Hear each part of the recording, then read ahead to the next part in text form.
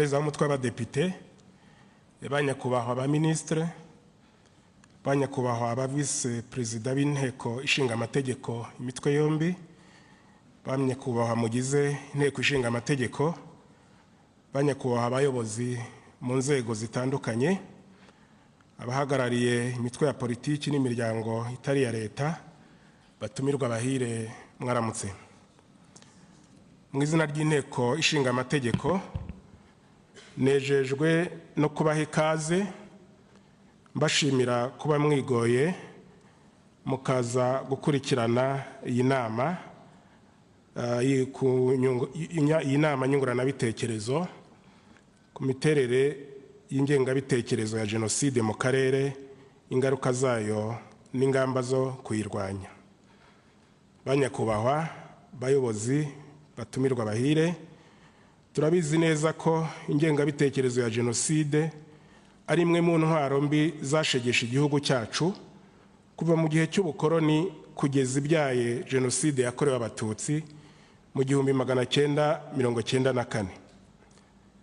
Ingengabitekerezo ya jenoside igira ingaruka mbi ku mibereho y'abaturage, iterambere ndetse n'icyizere cy'ejo hazaza.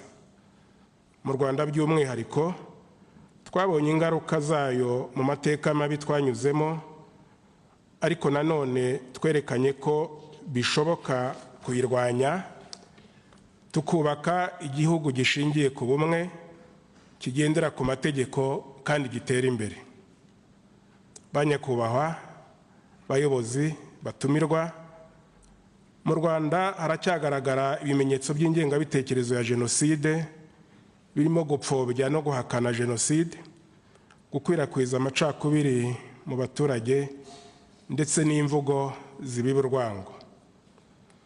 Mu bihugu bimwe bigize akarere u Rwanda ruherereyemo, by'umwihariko mu burasirazuba bwa Repubulika Iharanira Demokarasi ya Kongo, hakomeje kwiyongera ibikorwa bigize icyaha cya jenoside birimo iyicwa ry'abanyekongo bo mu bwoko bw'abatutsi.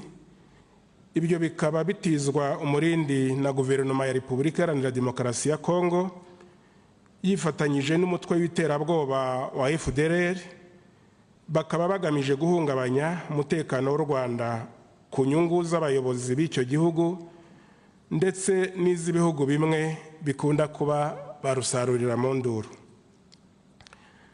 Leta y'u Rwanda ihangayikishijwe n'ibibazo by'umutekano muke mu burasirazuba bwa Repubulika Iharanira Demokarasi ya Kongo, bifite inkomoko mu myaka myinshi y'ubuyobozi bubi, ivangura rishingiye ku moko no kurema imitwe ishingiye ku bwoko yitwaza intwaro ikoreshwa mu nyungu za politiki, harimo cyane cyane umutwe wa FDLR ugizwe n'abagize uruhare muri jenoside yakorewe abatutsi mu 1994. Nubwo amahanga byirengagiza, ntabwo bayobewe ko kuva igihugu cya Repubulika Iharanira Demokarasi ya Kongo cyabona ubwigenge, igice cyacyo cy'uburasirazuba cyabaye indiri y'intambara zidashira zishingiye ku gutoteza, kwambura ubwenegihugu no kwica abanyekongo bavuga ururimi rw'ikinyarwanda, cyane cyane abanyekongo b'abatutsi, harimo abahejejwe inyuma y'igihugu mu nkambi z'impunzi. Ibi binashimangirwa n'imvugo z'urwango rusesuye zivugwa mu mbwirwaruhame z'abayobozi ba Repubulika Iharanira Demokarasi ya Kongo. Mu mateka y'umutekano muke mu burasirazuba bwa Kongo, amahanga yakomeje kwemera kurindagizwa n'ibinyoma ndetse n'izindi nyungu za politiki n'ubukungu, agafata ibyemezo bidafite ishingiro nk'uko turimo kubibona muri iki gihe, aho kugira ngo bafashe gukemura ikibazo nyakuri cy'ubuyobozi burimo gukorera bamwe mu baturage ibikorwa bigize icyaha cya jenoside, hamwe no gufatanya n'umutwe wa FDLR mu mugambi mubisha ugamije guhungabanya u Rwanda. Ibi byiyongera kandi ku magambo y'ubushotoranyi no gukangisha intambara, aho Perezida Tshisekedi ubwe yatangaje ku mugaragaro umugambi wo gutera u Rwanda no guhirika ubutegetsi bw'igihugu cyacu.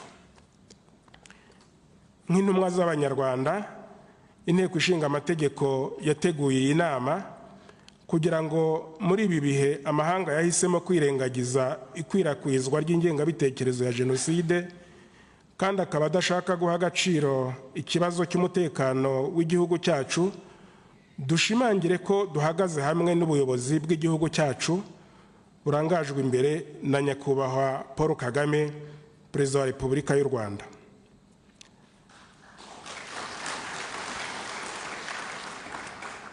Twese tugira uruhare mu ngamba zitandukanye zo kurinda umutekano w'Abanyarwanda no kurengera ubusugire bw'igihugu cyacu.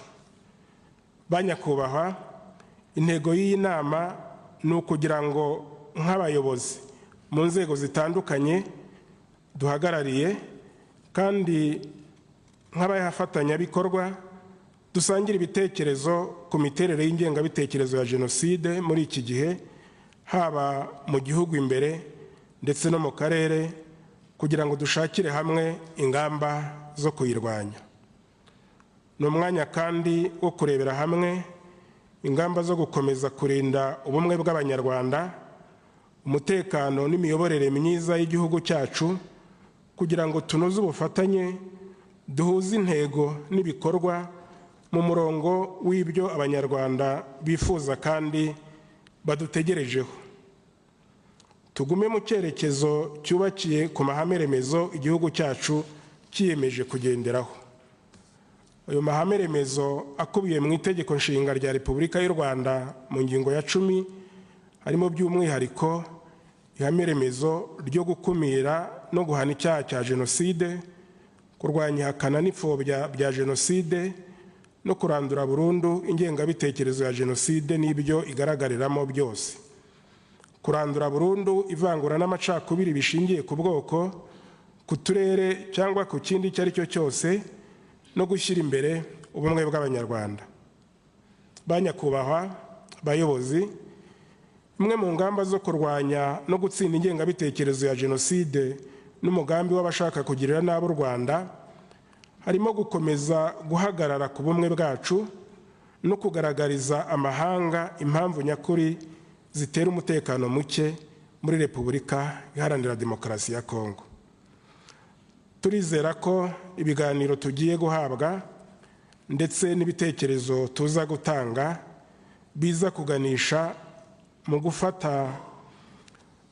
mu gufatira ingamba ikibazo cy'ingengabitekerezo ya Jenoside iri gufata indi ntera mu karere kacu, kugira ngo dukomeze kurinda ubumwe bwacu n'umutekano w'igihugu cyacu.